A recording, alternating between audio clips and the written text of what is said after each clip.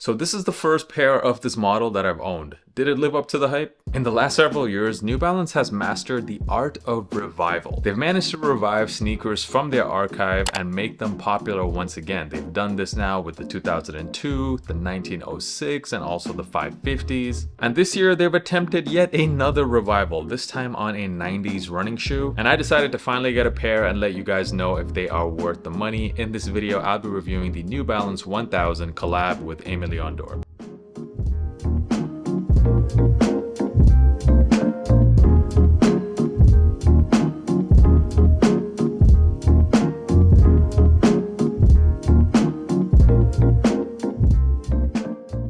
So these dropped on the ALD website via draw only. There were 3 colorways in total that dropped for a retail price of $165. Alongside this black pair, we also had a gray as well as a white colorway. And although I do think it's pretty fair criticism to call this entire pack pretty bland, there are several details with the shoe that make it quite different than your regular New Balance 1000s. I do feel, however, though, that lately Teddy Santis has been doing a much better job for New Balance USA because Season 5 has some incredible colorways. And meanwhile, the ALD New Balance collabs lately haven't been as good as previous ones. So the black and the gray pairs from this pack were exclusive to ALD and they won't be releasing anywhere else. But the white pair, however, will be releasing at New Balance as well as other retailers on June the 20th. That is definitely the cleanest looking pair from the collab, but I went ahead and got this black one for a couple of reasons. First of all, this is the first colorway that I genuinely think looks pretty good on this model. I think it looks really tough. And secondly, and more importantly,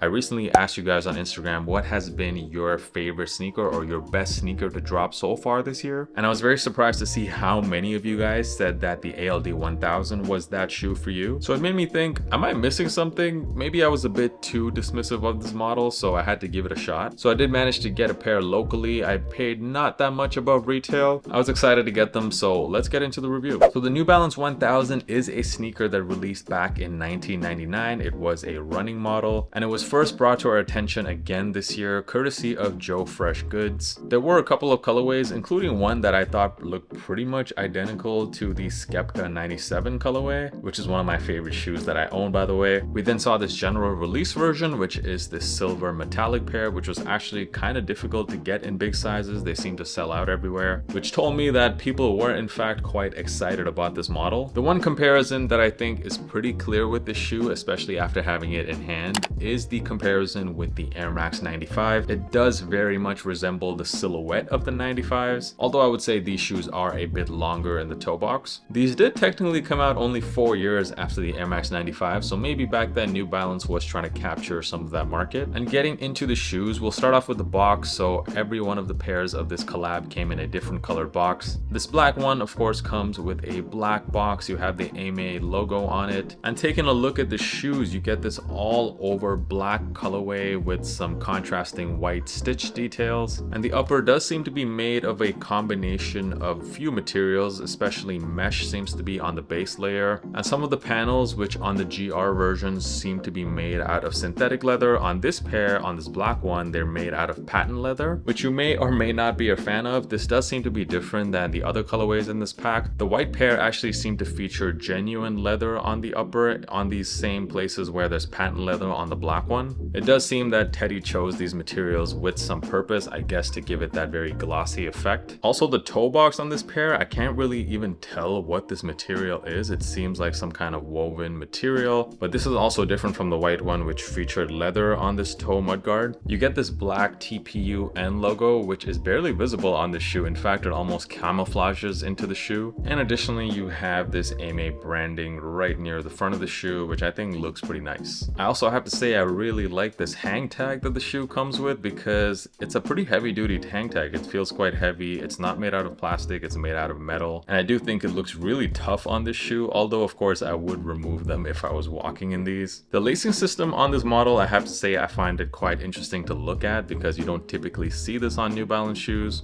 You get these little woven eyelets where the laces pass through. It does come with some round rope laces. And yes, this lacing system in fact is definitely giving me some strong Air Max 95 vibes. I also noticed that there's some extra lace holes near these lace loops, which I guess gives the user some kind of flexibility on how they actually want to tie their laces. You can make those shoes look pretty standard, or you can give it this kind of Air Max 95 style lacing. It's up to you. You also interestingly have this patent leather strip that goes right down the tongue, which is also very similar to the 95s. Yeah, the more and more I review the shoe, the more I keep thinking of it as it's pretty much a New Balance Air Max 95. And on the tongue tab at the top, you have this Aime logo as well as New Balance 1000. The standard laces that come with this pair are quite interesting looking. They're black with some little white dots on it to give you a bit of contrast, and I definitely think these are the nicest laces to come with the shoes. But if you decide to switch it up, it does come with an extra pair of all black or all white. I think all white might look pretty cool on these as well to give it that maximum contrast. The midsole on the sneaker is all blacked out, and it's done using New Balance's Absorb technology, which is nothing new. This is something that the brand has had since pretty much the 80s. So because I never wore a pair of these before, I did watch a few reviews trying to figure out what size to get, and most of the reviews said to go a half size down, and with some hesitancy I did end up getting this shoe a half size down in a 10.5. And the reason I say I hesitated is because on a lot of New Balance shoes I fit true to size, even though most reviews say to go a half size down, like most of the 900 series as well as the 2002s and the 1906s. But this time I have to say Sneaker YouTube did get it right, so I did go a half down and they do fit me quite well. Maybe my toes feel just a bit slightly squeezed in, but I really don't think I would go up half a size here. The rest of my foot feels very securely locked in, no heel slippage. Also, this extra bit of padding on the heel also helps with keeping your foot securely locked in. So it seems like this and the 550s are the only shoes where I actually fit quite comfortably a half size down. It does seem like the toe is quite long on the sneaker compared to most New Balances, so that does sort of explain why.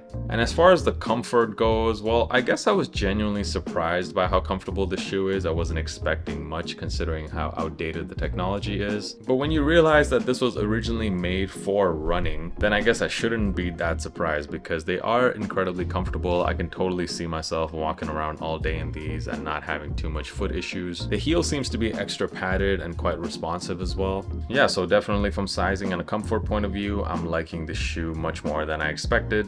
What are my overall thoughts on the New Balance 1000? Is this collab worth the price? Actually, we didn't even look at prices yet. Let's have a look at what these are going for on the resale market, this black and the gray pair, because those won't be releasing again. Prices aren't that much above retail. Some of the bigger sizes seem to be going for much higher. I'm not sure I would be paying all that much more than what I did pay. I got these for $220, which I think is an okay price for these. So if you are thinking of getting this shoe, I will leave some StockX links in the description. But from a looks point of view, the shoe still isn't really wowing me too much. I'm still not too impressed, even with this kind of nice colorway. There still hasn't been a single colorway, whether it be collab or general release, of this model that I've been too impressed with. I think it's the type of shoe that if you just have one colorway of, then that's all you need. You don't need to get multiple colorways of this. So you can decide whether you want that one pair to be this ALD collab, which maybe might be a good option considering that there's different materials used on this one. But after getting these, I can't say that I'm dying to get more colorways of the New Balance 1000. Do let me know, as usual, your thoughts down in the comments. What do you guys think of these? And for those of you who are saying that this is maybe the best sneaker to drop this year, I would like to know why. What is it about the shoe that you guys like so much? Leave a comment. And of course, if you haven't already done so, make sure you're following me on Instagram. That's where I'm dropping pretty much daily content, including outfit videos daily on my stories. And check out my sneaker podcast as well, the Kickback Pod. I will leave links to that in the description. Thank you guys so much for stopping by and for supporting my content. I'll see you guys in the next video. Peace.